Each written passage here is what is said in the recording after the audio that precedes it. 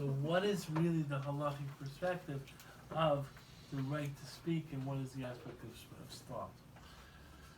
So the first thing you have to do is start with our concept of freedom of speech. Yes. Okay. When I mean our concept, I'm talking about the American concept. Okay, in this idea. Not North When I'm talking about the North American, I'm talking about the Western view of freedom of speech. Because it's significant to understand how we look at the human being and the human being's ability to speak or have opinions. Okay.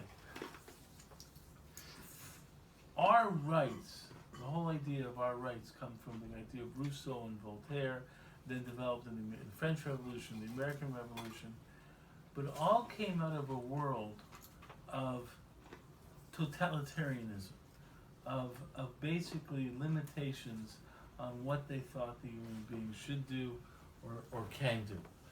And that was very much tied to the concept of the church. Because the church basically believed that the human being was inherently evil. What does that mean, the human being is inherently evil? It basically believed that the human being acting on his or her own will result in evil. In other words, our basic human emotions, our basic human drives are really not good, right? They're really contrary to what you want, okay? If you were left as a human being, okay, you'd be interested in wine, women, and song, right? Sex, drugs, and rock and roll. Well, at least Okay. the men, maybe. Okay, right. Sex, Okay, drugs, so- rock and roll. Okay, you see, the point is that what you do is basically say the human being just wants, okay, it is all he wants. So what is the role of religion? The role of religion is to limit. Thou shalt not. Thou shalt not, it's the role of limit. It says basically the human being has to be limited. Okay? That's really the church's idea. Now whether they believed in original sin coming from the tree, or how they understand Adam and Eve. Adam and Eve didn't have any desires outside, but the human being, after in their perspective, is basically evil. Okay? And will want to do evil. Which means all the drives of a human being are evil.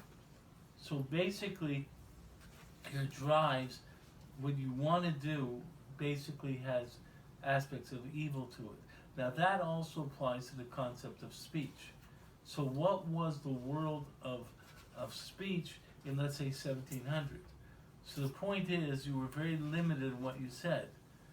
Okay, because if you said certain things, you would get killed. By the king, by the church, by this, you weren't entitled to have any opinion except the doctrine that was in charge. Okay, and since you said things or had ideas which were contrary to the doctrine, you were wrong. You were limited. Okay, you basically, because something that came from you had no value.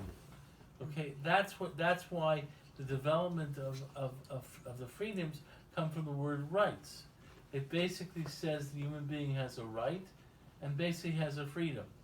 And therefore the human being should have a freedom to speak, right? Human beings have a freedom to talk. Human beings should have freedom to do anything they want to do, okay? Within certain limits. Now, then they'd say, listen, the church puts certain limitations on that, that makes you moral, that's but the fact of the matter is that at that point in time, they already started accepting concepts of freedom of religion. In accepting that, there were different viewpoints of what these limits would be. Although their viewpoints of what these limits would be were within a certain parameter.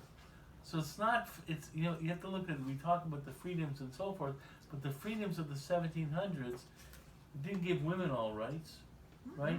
Okay? Basically didn't have slaves.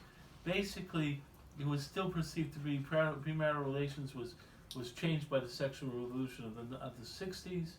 It was still bad in the 50s.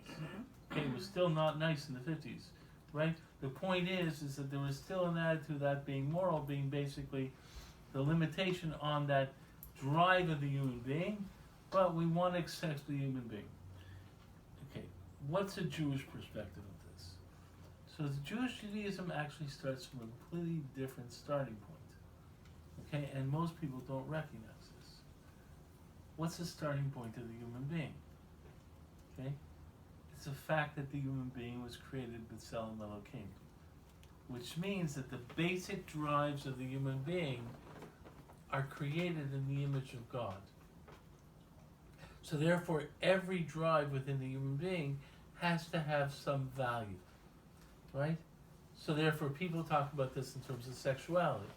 Okay, the point is that, and people don't recognize this, is that in terms of sexuality, that's the way human beings create. So God, the Creator, okay, gave the human being the ability to create in a certain fashion. Therefore, there must be something good about this drive and the method of creating. Therefore, you see from Jewish perspectives the idea of the human being being creative, of coming up with new ideas and so forth. That's considered to be an emulation of God. So the basic drives of the human being are inherently good. Okay?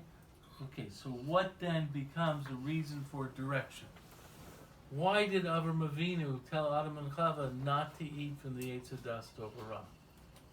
Now, if you look at the commentaries, most commentators, a lot of commentators say obviously they needed to get some ideas. The Eitz Hadas gave them more knowledge and so forth. So obviously they had to eat from the Eitz Hadas later. In fact, somebody who said this to me today that there are people who say that. Oh, I know. Someone told me that they have a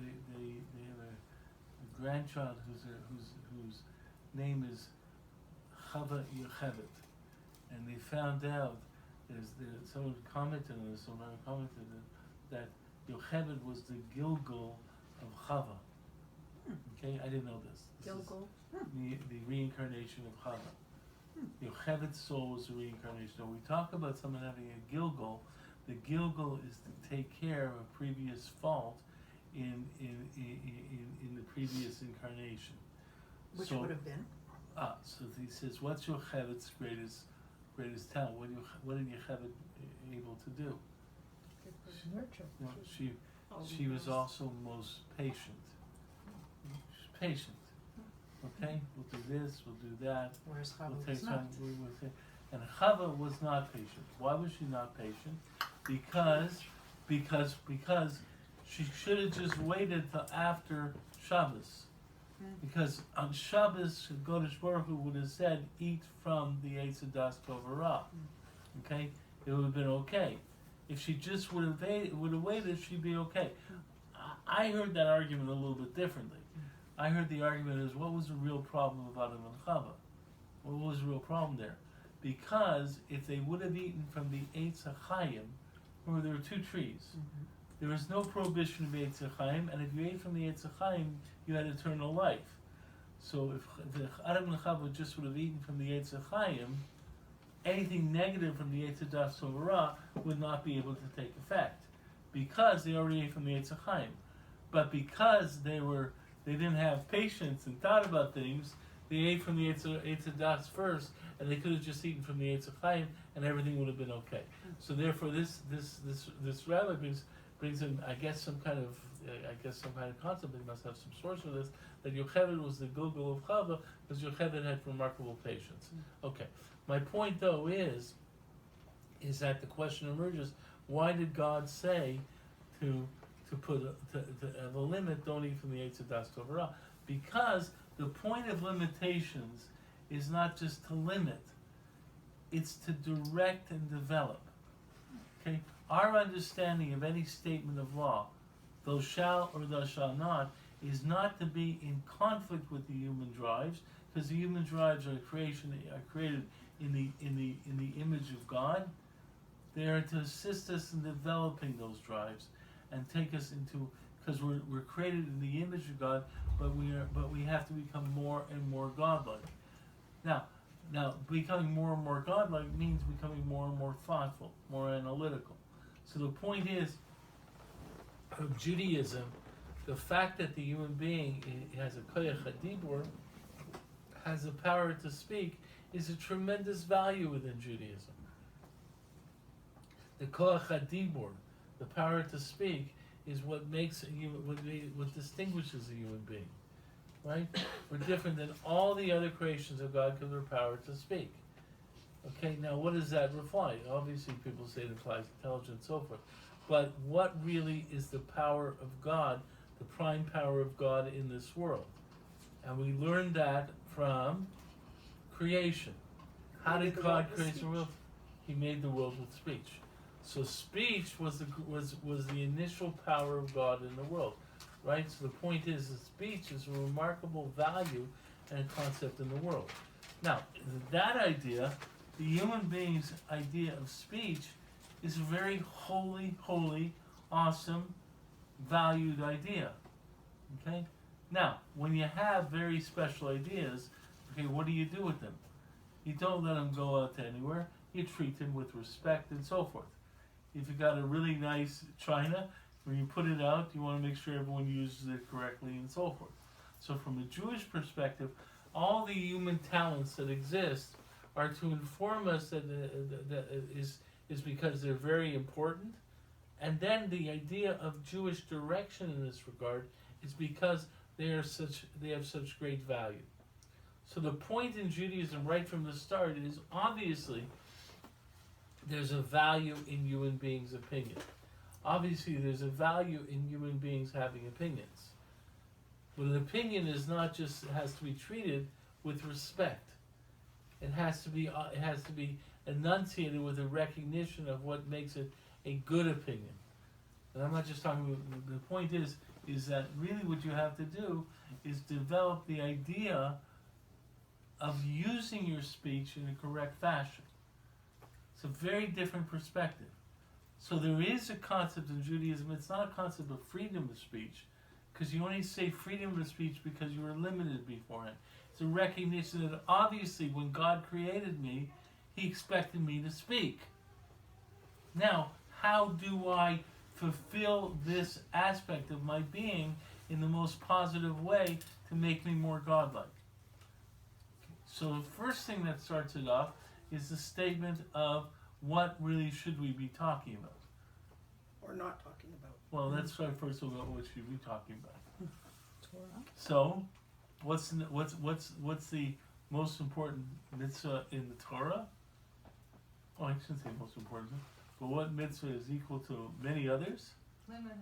Limud HaTorah. And Limud HaTorah is not just studying Torah. Limud HaTorah is also fulfilled through speech, through teaching and speech. Now, the truth of the matter is that when I learn Torah quietly to myself, I don't speak out the words. But there are people but really, if you look in the Halacha, there is a concept of speaking out the words while you're learning. Okay, to me, I'm thinking about things, so I'm not speaking out the words. But the point is that there is a concept. A lot of people tell you that the mitzvah of Limud Torah is a mitzvah involved in speech. And what does it mean? It means that thinking, and Limud Torah can be taken in a very broad sense, in terms of trying to understand life. It starts with learning of Torah, but then everything that you do can be incorporated into Torah. So if you read Kant, for example, because you're trying to understand something in Torah, your reading of Kant becomes part of the mitzvah of Limud Torah. Okay, if you're reading science in order to understand the halacha, that is part of Limud Torah. Okay, and you can take, and the fact is, if you're reading A Tale of Two Cities, in terms of understanding something about life, which is necessary in terms of your study of Torah, that's also part of Limud Torah. Okay?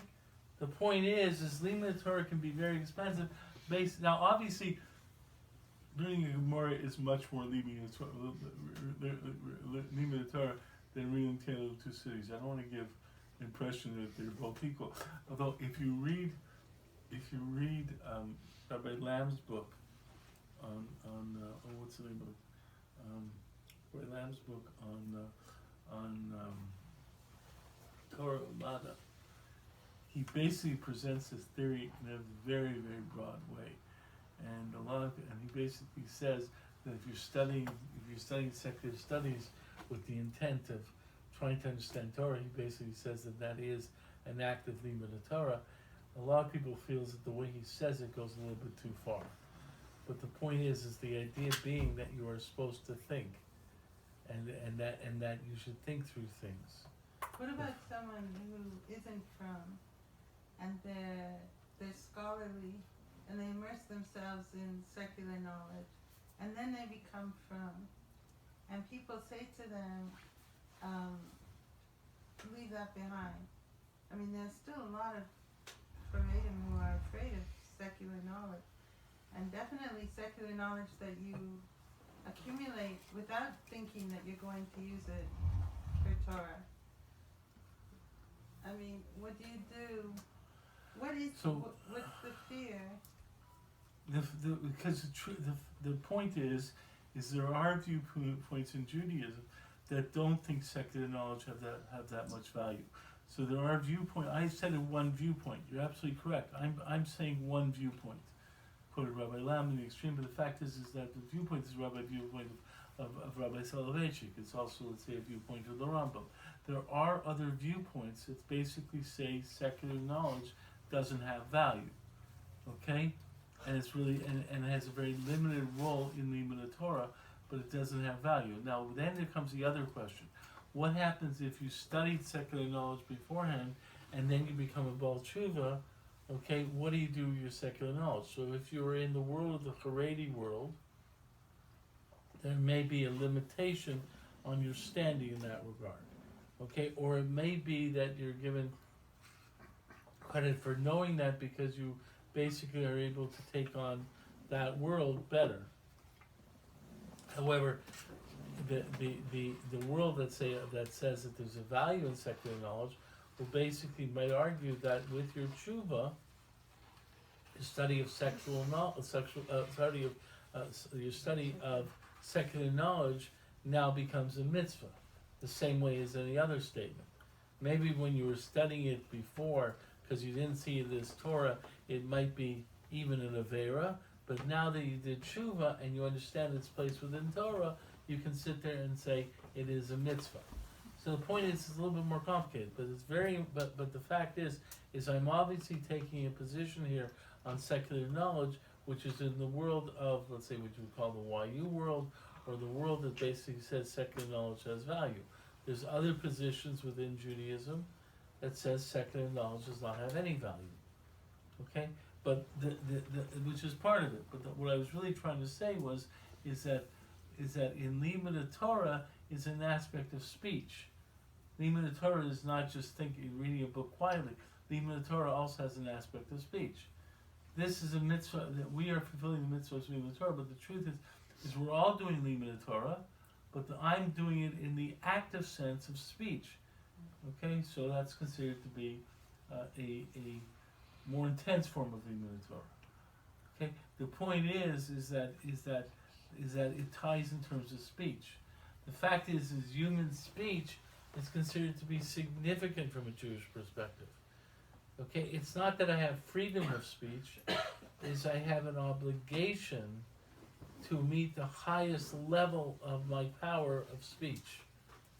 Okay, I have to try and do this to the best of my ability. Okay, like every other person, every other idea, how to do it. You know, the Rav talks about the value of eating with manners. Rishon talks about the value of eating with manners. Why? Because it's an idea that human beings eat, and they have to eat. That's the way God created them, right? But there's a way of eating with manners which makes it human, right? Which basically means you're fulfilling your purpose and your being in a manner that is much higher level. That's a very powerful concept within Jewish thought.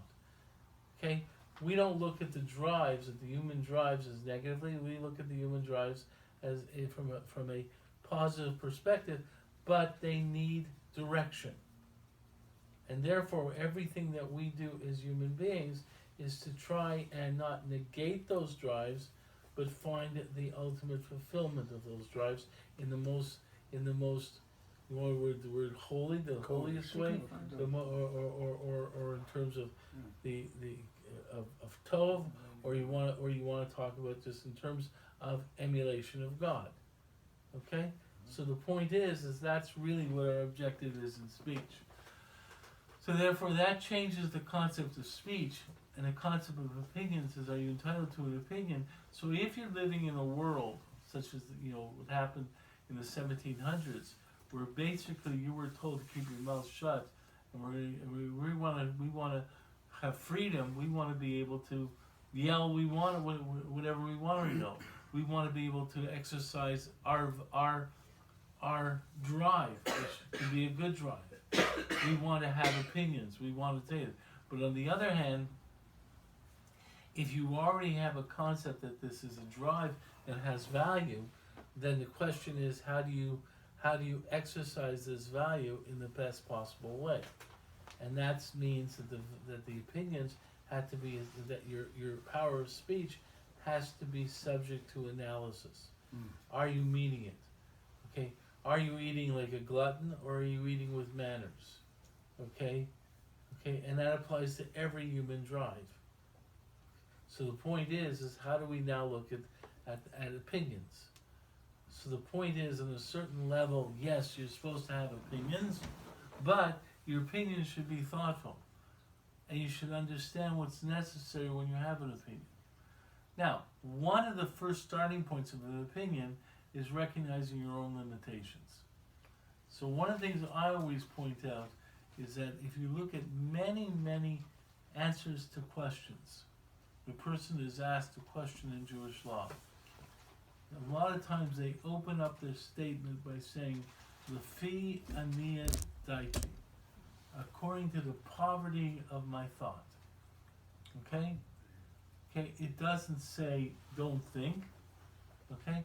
But know who you are and know the limitations you come to it. Now, the point is that it's very interesting, because what that really means is understanding who you are does not mean that you totally shut up and not have it, but it also means you have to know how forceful you have to be in your opinion. So it's very interesting, for example, Moshe Feinstein, when he talks about following his opinion. Okay? So Moshe obviously was a gadol, he knew what he was talking about, and he had opinions, and he said those opinions. Where Moshe has a very interesting way of saying it. He says, listen, I know that I'm not equal to the giants of the past, but my obligation is to do the best I can. And therefore, that's why I voice my opinion. But I also recognize I can only voice his opinion because I've studied the topic, I worked in it as hard as I can. Okay? Now, the truth is, my opinion may not be equal to the opinion of a previous Gaon, and I'm not comparable to that, and I have to know the limitations of my own opinion. But on the other hand, and this is remarkable, he basically says, I have a responsibility to voice an opinion, to state something. So that's, sorry about that. But the fact is that that's a remarkable statement. But at the same point in time, and this is remarkable about Ramosh, a couple things remarkable. In the same Hakdama to his response to literature, Igros Moshe, he says to someone, he says, don't just follow me because I say this. Check it out yourself and make sure you agree with me. And if you don't, okay, let me know, write me and ask me. Okay? The point is that there's the idea that he also says, and you have a responsibility to think to the best of your ability. So the first thing that happens is with this idea of an opinion is, on a certain level, if your opinion is going to have a massive effect on the world, then you should know your opinion, and you should know that you really have to check it out. On the other hand, you should not just not have an opinion because you haven't investigated it. You should try and do the best you can, and then make the analysis of whether do I know enough to state I'm going to follow my opinion versus someone else's opinion who knows what I'm talking about more, or am I going to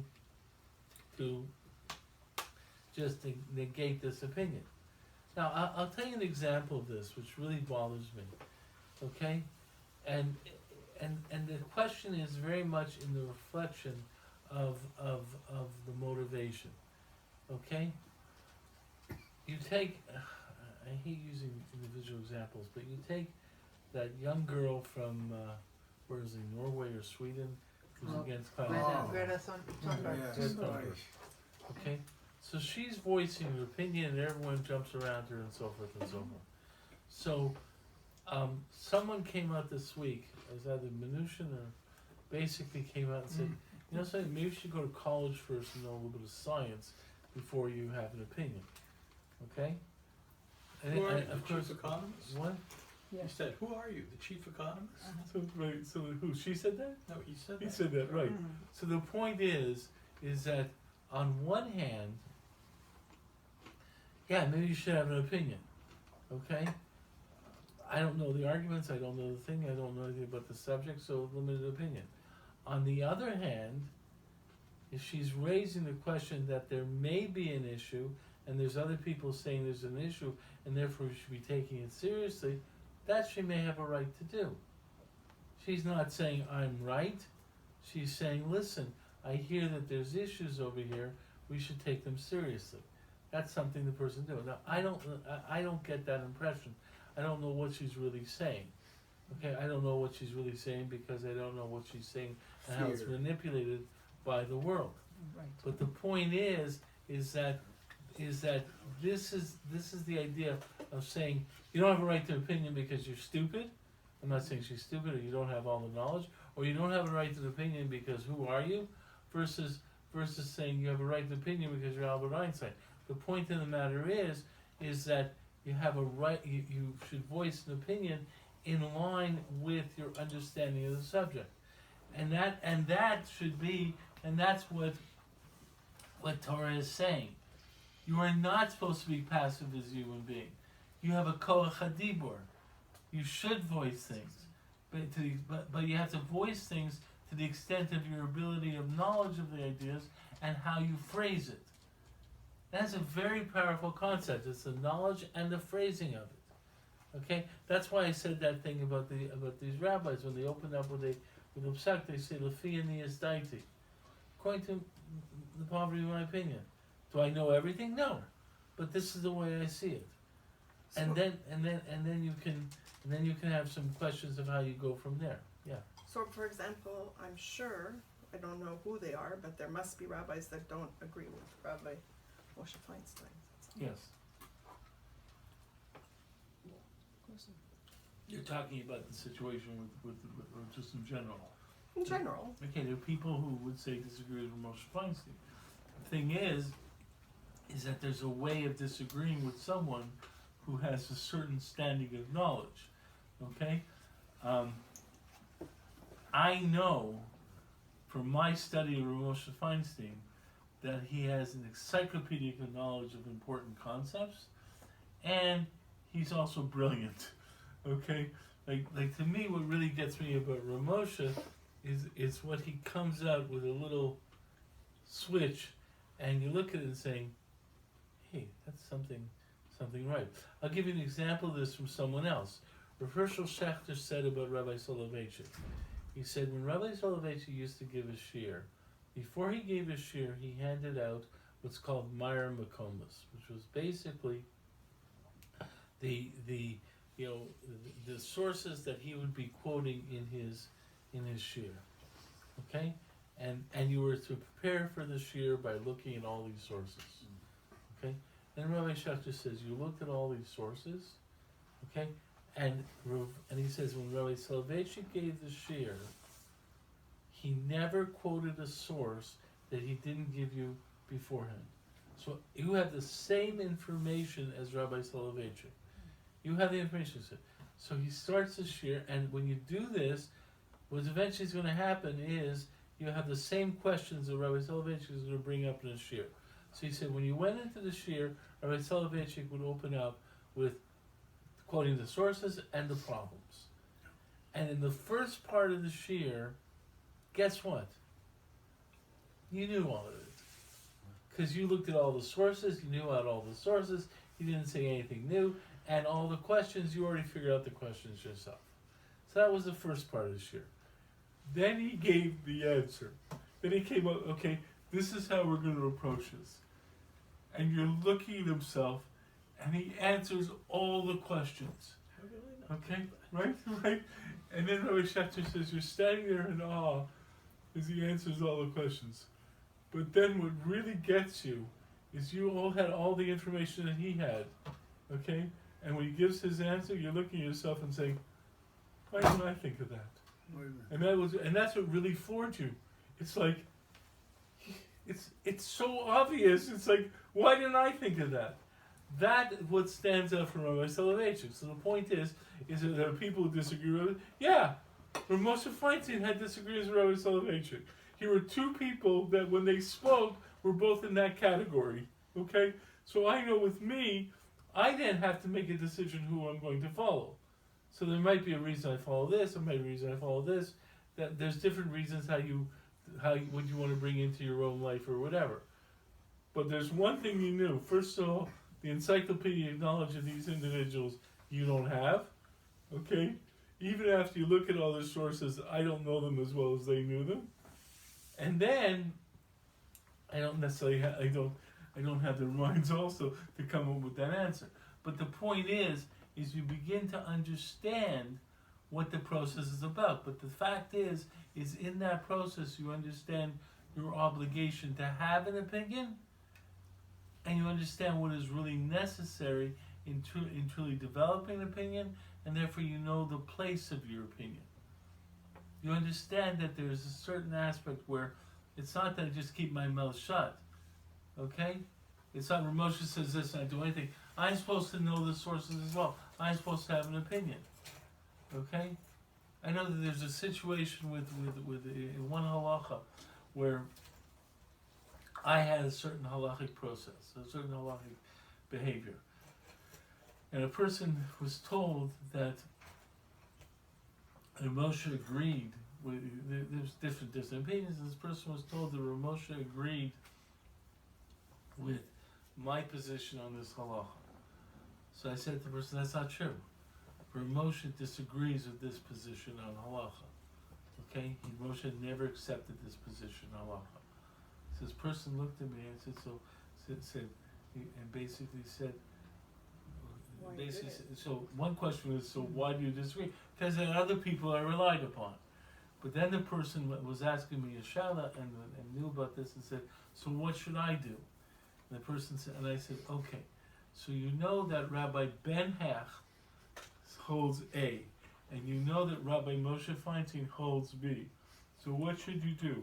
Should you follow this idiot named Ben Hecht, or should you follow the Gadol Ador? What do you think you should do if you hear these two opinions? And she was hearing the one opinion from me and one opinion from Ramosha. And the fact is she said, I think I should follow Ramosha. I think darn sure you should follow Ramosha.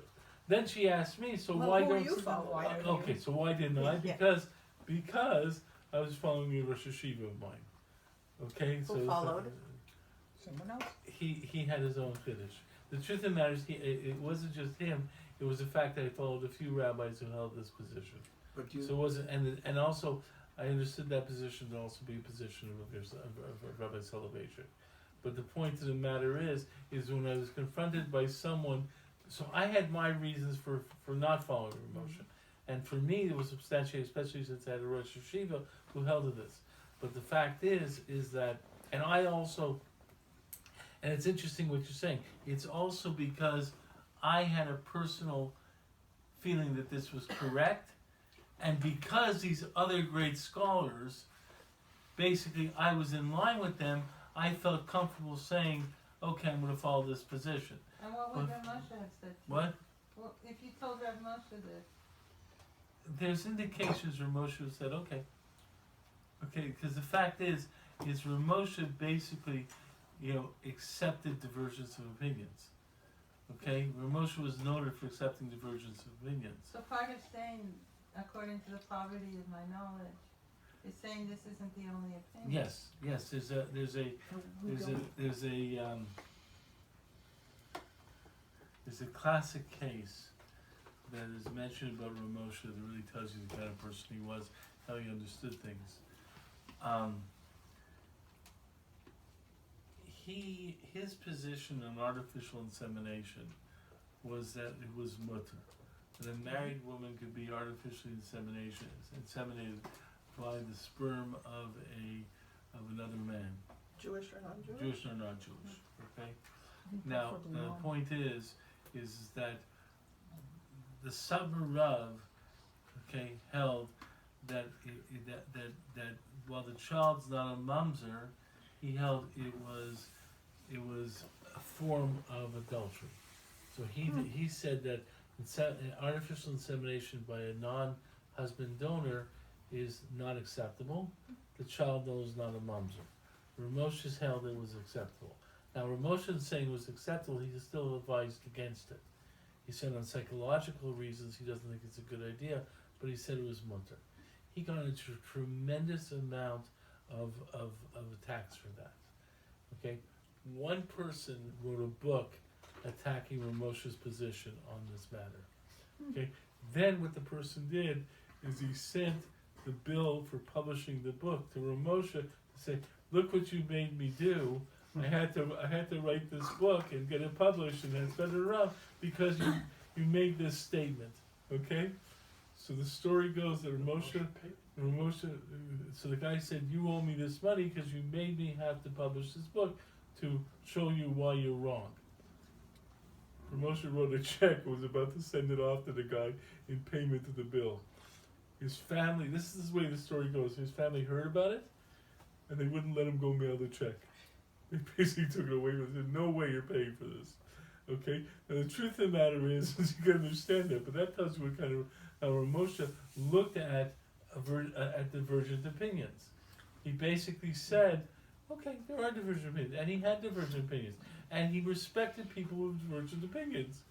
We Okay. don't have a pope. What? We don't have a pope. yeah, We don't we don't. do that. We don't. We ask questions. Right. We have But the fact, right, and we have our own rabbanim, and we make decisions. But the point is that it does not mean that everyone has the right to have an opinion on the same level. Okay. That person's question to me about why did you not follow Ramosha's psak was a legitimate question. I had an answer to that, but it was a legitimate question. And I said to them that of course you have to follow Ramosha and not me. The point is that, but I'll tell you something else though. On that same issue, okay, when it's someone who asks me all their questions, okay, and they're rabbis, and they ask me all their questions, I would tell them to follow my psak against Ramosha in that case, because I am their Rav, and therefore there's a different situation. But the point is that I have arguments about that, but I have reasons for that. The point is that speech, what we're getting at over here in terms of the knowledge of your opinions, is the knowledge of your opinions necessitates a certain understanding of you and your purpose. You can't just say, I'm not going to think, okay? There's Albert Einstein, he's always talking about, I don't have an opinion. On the other hand, there's a value in having opinions. There's a value in saying things. But you also have to know the obligation that goes with that. And your own limitations in this regard. And the fact is, this is something that a lot of people don't recognize. I want to talk a little bit about Lashon Hara, for example. Lashon Hara, you have these rules on how you can speak about someone else and so forth. I had a thing I said I was going to talk about Lashon Hara and lying and Onat Svarim. Lashon Hara, lying and Onat Svarim. Okay? There's a problem with speaking Lashon Hara, which is attacking another human being, even if it's true. There's a problem with lying, right? There's a problem what's called Onat Svarim, which is causing pain to another person through your words. In every one of those cases, it's not black and white. Okay? It's not black and white. There are situations where you have to lie. There are situations when you have to, that maybe you have to hurt someone for their own good. There's, you have to say something to them. There's situations where you have to maybe do something because you have to protect society. There's situations with Lashon Hara, one of the big problems in understanding Lashon Hara is the fact that there are cases when you must speak Lashon Hara. No, You ha- what? it's not Lashon Hara if you have to speak it. That's exactly right. Yeah, but Right, the I point- need but- a doctor to do surgery and I'm gonna go to Dr. Cohen and you know that Dr. Cohen just killed his last 3 patients. It's like, you I need have to an tell me. obligation, yes. To let her know. Yeah. Right, I have an obligation. Yes. The fact of the Yeah. matter is, and the point is it tells you have to think. But then on the other hand, you see, raising a question, you know, Dr. Cohen just killed his last 3 patients. How do I know that? Because Bill, the town gossip, who maybe he's lying, maybe he's not lying, who doesn't like Dr. Cohen, told me. How do you know Dr. Cohen was responsible? I Well, the object is to right. find out more. You need Right. to find out Find more, out but more, somebody needs yes. to at least Right. caution But me the- before I but the just point march is- into Whether his it's office. That opinion really or is. to listen to But the you see, that's what really key about this idea. Mhm. It's the fact, because where does it start with? It starts with speech being a valued concept Very important. of humanity. It's what distinguishes us as a human being. It's a koach hadibur. And the fact is therefore we have a responsibility to meet the highest standards in doing it. It doesn't mean we can just never talk. You know, I never talk. It doesn't mean that I just have that I can have opinion about anything. It means I have to know I have to know how to make an opinion, the value of my opinion, how to express the opinion. Okay, this thing with Dr. Cohen is a perfect example. If I don't say anything, I'm wrong. If I say everything as if I absolutely know the truth of the situation, that's also wrong. If I say it, listen, I heard this, I don't know what the truth is, and so that's a good, but that involves understanding your obligation and understanding the value of who you are as a person who can speak, and that's something that no one works with anymore. That's the problem with opinions nowadays. People don't recognize how is important to express your opinion, and that's the halachic perspective. Should you have a right to the opinion? Absolutely. Human beings are intended to speak. Okay?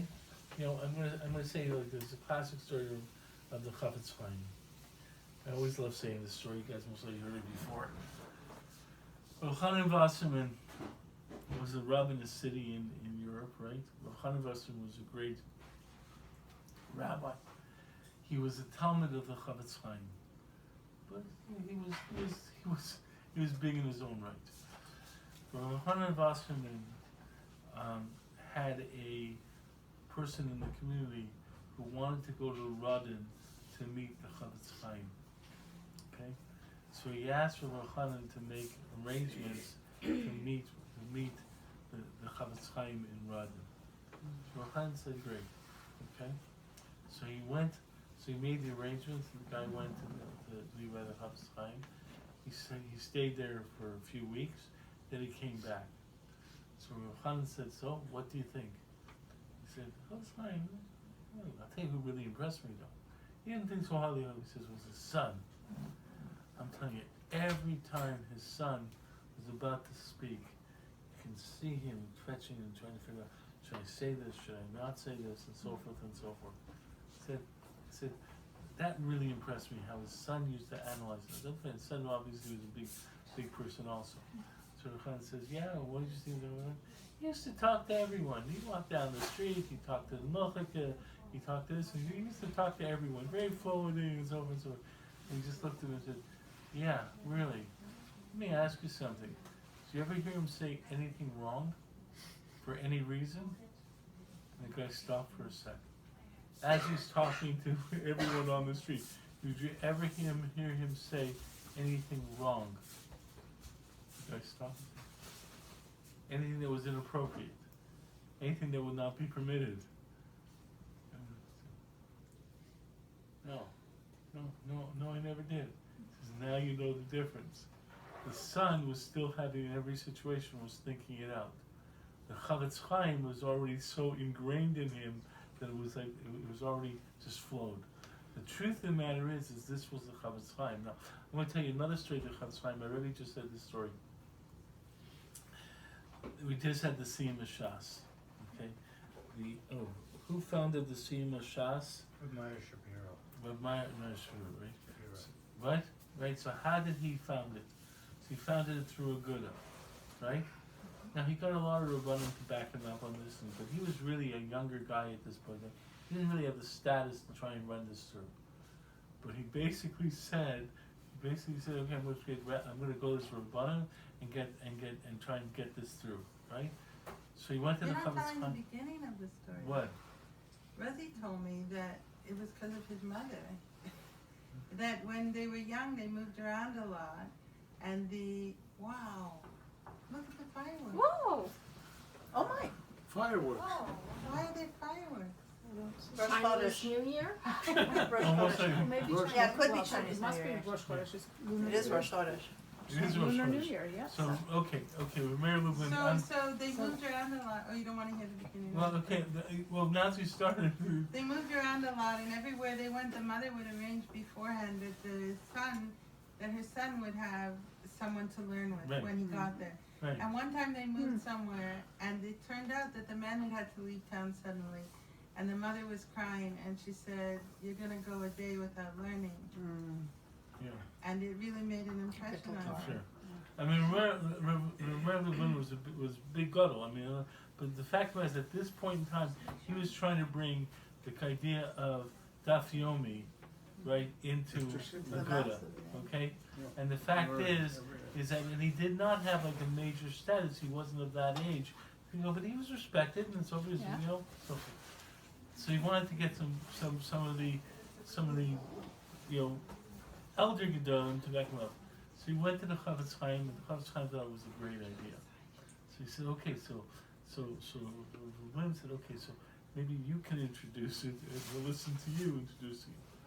So the Chavetz Chaim says, no, I'll tell you what you're going to do. You're going to introduce it. When you walk into the room, okay, I'm going to stand up for you. And the whole people see me standing up for you, right? That will change everything. Okay?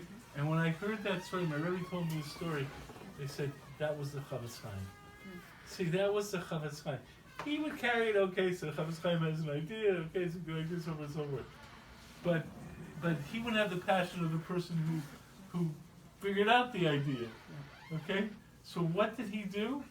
He created a situation he had to know who he was, and the minute he stood up for Amir Lublin, it would be very clear that everyone would say, oh, this must be a chashur. Chavetz Chaim stood up for it, must be a chashur. So therefore, Amir Lublin threw out his idea, it already had some status. That was the Chavetz Chaim. But that comes from knowing who you are.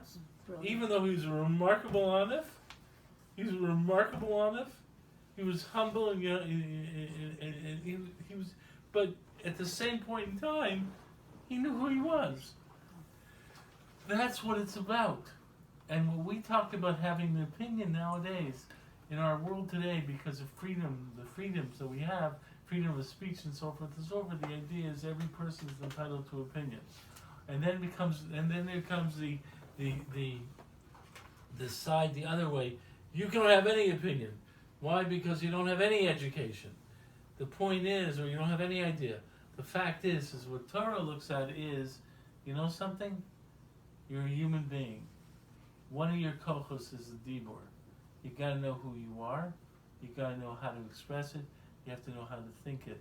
And you have to know how to analyze it and to make what you say appropriate in the situation based on who you are. You are to have an opinion, but you have to know that your opinion has this weight, okay? And therefore, you're raising your opinion in order to get people to think about something. That was I saying about that Greta woman previously. For her to basically say we should be thinking about this and it's going to affect the next generation, good. Saying she knows what we're really talking about, then you can have the Nishma's response that says, what do you know about this science? That's a problem. That's a problem when people think don't. But if you just make a statement based upon really knowing who you are and knowing you have an obligation to opinions, and you have to know the propriety of your opinion, that's the Torah perspective. But what Okay. about what I see a lot is that if someone walks in with that kind of humility and a respect for greater knowledge, but they're confronted with someone who doesn't have that, who doesn't have any sense of the poverty of their knowledge, doesn't have any humility, and who's aggressive about stating their opinion, I see the other person loses their modesty, loses their humbleness because they feel that the other person will walk away. Yeah. Or Walk all over nothing them. will be, nothing Yeah. will come of, nothing positive Right. will come of So, this. so the truth is you're right.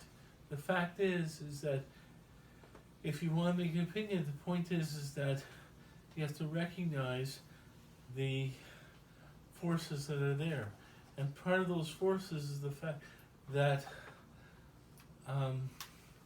there are people that you're constantly arguing with, who basically don't know what they're arguing about, and all they have is strong emotions, and sadly people listen to that, and that's a problem.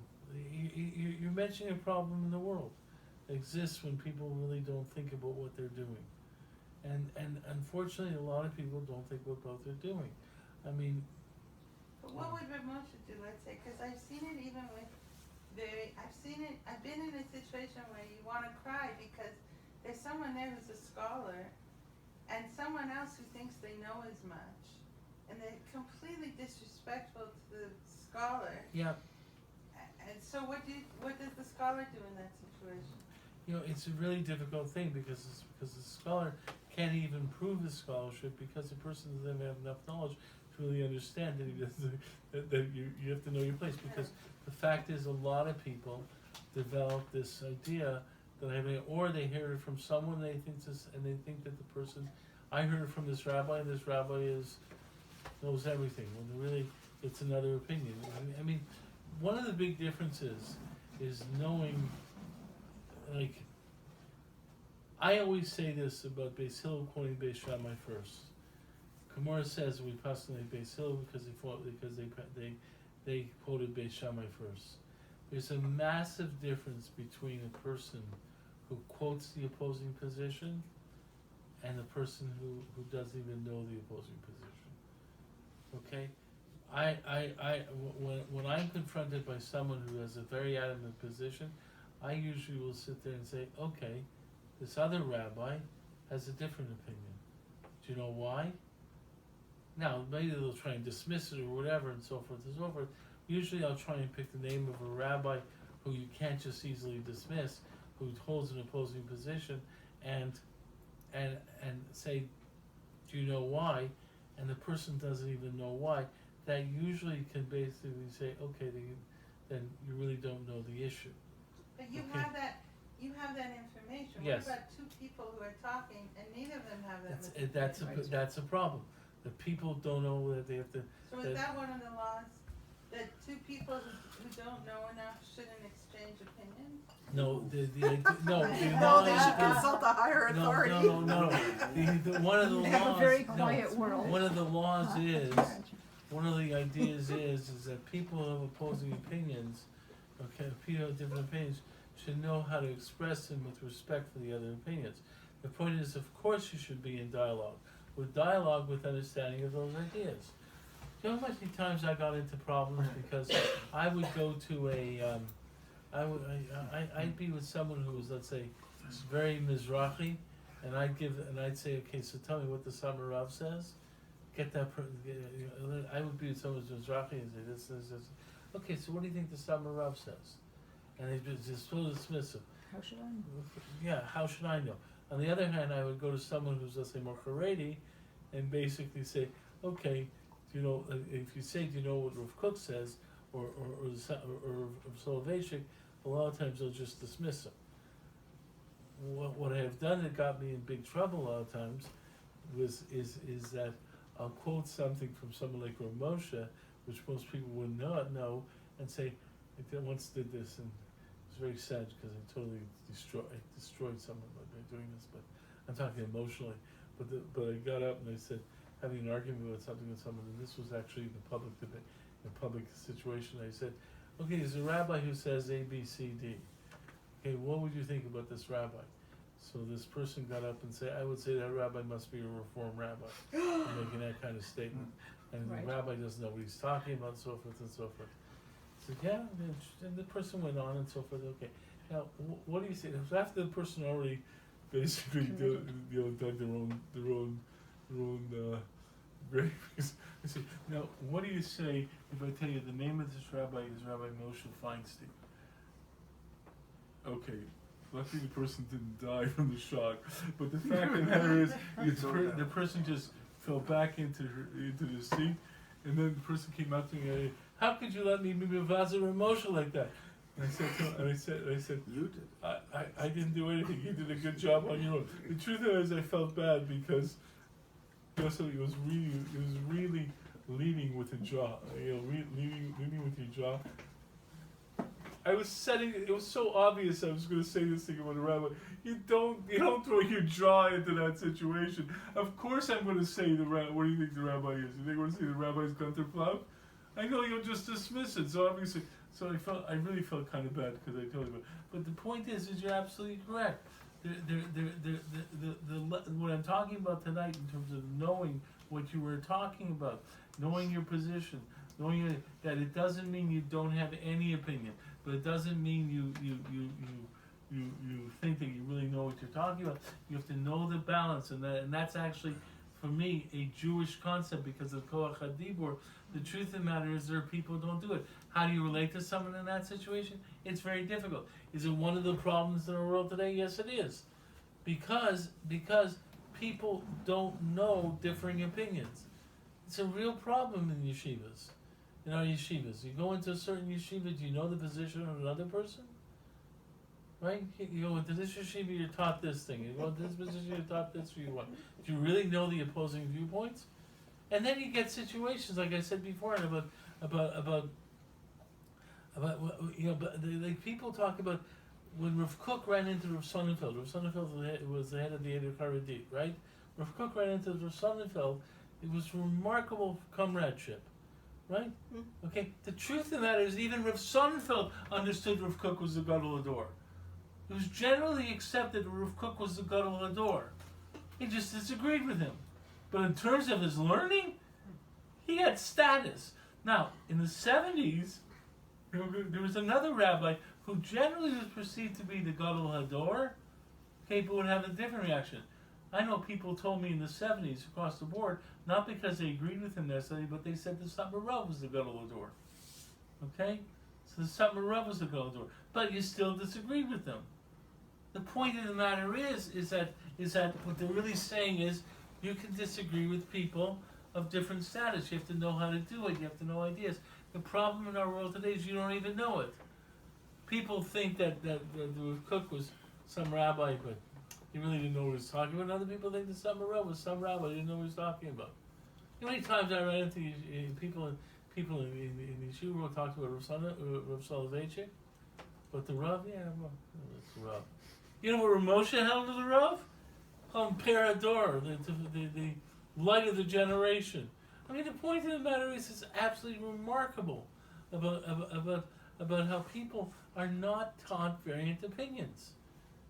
You think and if you're not taught variant opinions, you can't learn to respect the true spectrum of Jewish thought and make you think.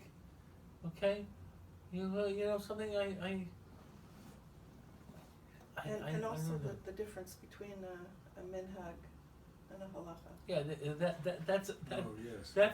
that's a further It's a problem. whole other You're really talking topic. about the further problem in education, the fact that people have lost an understanding of the sophistication of Judaism. It's a different topic. We will do that some other time. But the And a fact of good the matter one. is that people don't understand. People think things are derisive and Rabbanan. You don't know. There's major distinctions between derisive and Rabbanans. Like in Hilchos Shabbos, okay, if something's a Rabbanan, or something that's derisive has a major effect in Hilchos Shabbos because there's certain situations where you can be more lenient with a Rabbanan than you can with the derisive. Derisive has to be Sokonos Tefashos. Okay, in order to violate Shabbos for a biblical law, it has to be life-threatening. To violate Shabbos for a rabbinic law, There's different opinions about that, but it doesn't necessarily have to be life-threatening. Okay, so the point is that if it's a matter of something that's considered to be holokul gufo, that's a sickness that permeates your whole body, even though it's not life-threatening, you may be over a drabanan. You may be commanded to be over the drabanan. There's other situations like that. People don't know the difference between drabanans and derisas. Rabbanan is rabbinic law. I understand what it means. I just want to know what you're saying. Give me On some- Shabbos, you can. No, I understand the concept. Just the word. Just give me the word. Durabanan? Doraisa? Doraisa is Doraisa? biblical, and From the drabanan Torah. is In the So Torah. it's The rice is biblical. From the Torah. and drabanan is So- from the rabbis. I might say Doraita. Right. Yes. Right, Right. the right, Yes. Yes. the right. Yes. Okay. That's Absolutely. the right. Der Rabbanan, is that what he's That's saying? the right Yeah. answer. Of the From the rabbis. right answer. But you're getting into a new issue, which is the lack of sophistication of understanding Judaism. But anyways, I hope that you like this, and I hope you found this worthwhile. Does this all amount to responsible free speech? Yes. We didn't use the word once, and today you gave the example earlier of Akiva and the Rambam and Moshe Feinstein. Which Let's not go there. okay, that's what was. We'll do that. Okay? No, the fact is, it's a good term, responsible free speech. Thank you all for coming. Sensitive, Yes. responsible. Yes. Can I Is Joyce ask one leaving? question, or- No, I'm just standing. Okay, yeah, yes, When you define koach hadibur, right. would you say that the strength of speech requires that I mean, I would think that what you're saying is that the individual voice Yes. is when you talk about two rabbis who seem so far apart philosophically appreciating each other and not being threatened by different opinions Right. of each other. They see the truth, the sincerity, Right, the right. self. So koach hadibur has to do with a personal voice. Yeah, what I'm saying is that you have to understand the human being. The koach hadibur is our divine, is an aspect of the divine image that we have. No, but I'm Okay. saying, the reason I thought of this question is because you said at certain yeshivas they teach this, and every boy comes out saying that, or every girl, you know, and Right. this yeshiva says this, and everyone comes out saying this.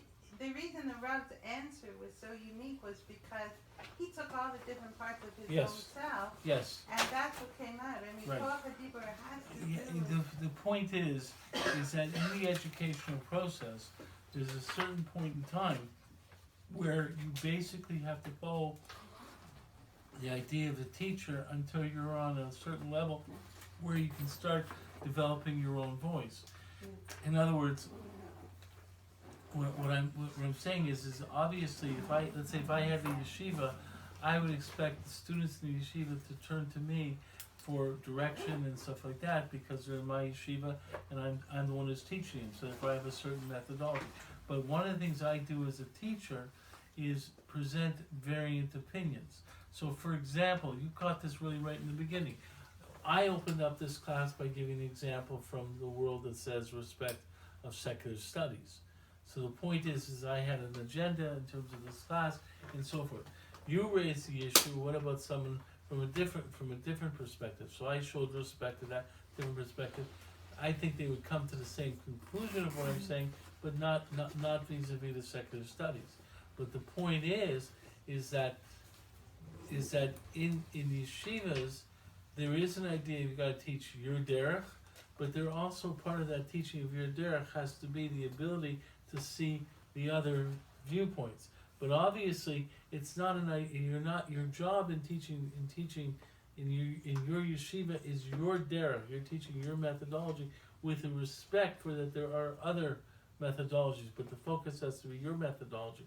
But the point is, it's a reflection of what I'm getting at is a reflection of giving some value to you as your power of speech, and eventually, as you get into this educational process, you develop it more you have a certain methodology coming from your background, okay?